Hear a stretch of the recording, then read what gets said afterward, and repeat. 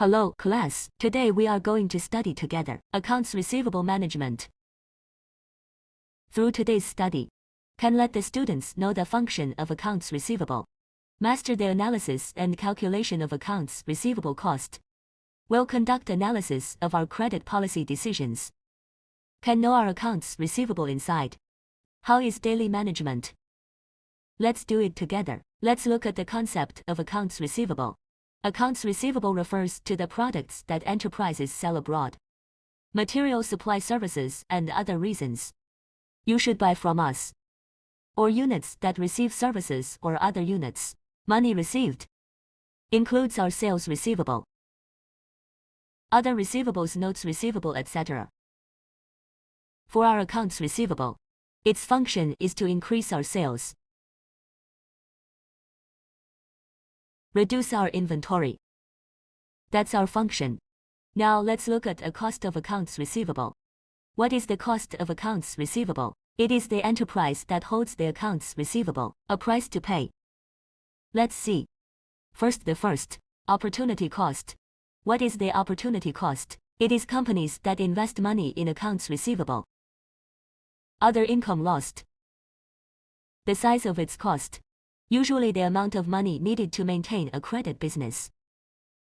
It's about the cost of capital. Our opportunity cost formula is equal to accounts receivable occupied funds times the cost of our capital, among which our accounts receivable occupy funds. It is also the money that businesses need to maintain credit sales. Capital cost rate. Generally, it can be calculated according to the interest rate of securities. Funds needed to maintain a credit business. The calculation goes like this. First, the average balance of accounts receivable, equal to the average balance of daily sales, multiplied by the average collection days. And our accounts receivable take-up money, equal to the average balance of accounts receivable, multiplied by the variable cost rate. Now let's look at administrative costs. Management cost is the management of accounts receivable by enterprises, and the cost of all expenses. What does it include? Our client's credit investigation expenses, record expenses in accounts receivable books, collection fees and other expenses. Chief among them is our collection fee. Now let's look at bad debt losses. Bad debt loss refers to the enterprise accounts receivable cannot be recovered for some reason, and this loss occurred. We call it bad debt loss. This cost, generally, it is directly proportional to the amount of accounts receivable of the enterprise, which means the more accounts you have, the more bad debt costs you have. Therefore, the enterprise should make reasonable provision for bad debts. Let's take a look at this case. Dahua Company forecast annual credit sales of 4.68 million yuan. The average collection period for accounts receivable is 60 days. The variable cost rate is 60%. The cost of capital rate is 10%. At this point, please try to calculate. Our company. What is the opportunity cost of his accounts receivable? So let's do the math based on what we've learned before. So let's figure out first. The average balance of our accounts receivable is 780,000 yuan. And our accounts receivable occupy funds. You get $468,000. By calculation, we can get our accounts receivable opportunity cost is equal to $46,800. This is the calculation of the cost of our accounts receivable. Let's find out. Accounts receivable credit policy. First, policy number 1. Credit standard 5C system. Which is it? 5C.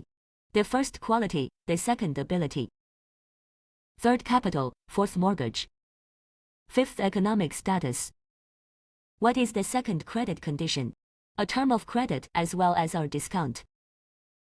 Let's take a look.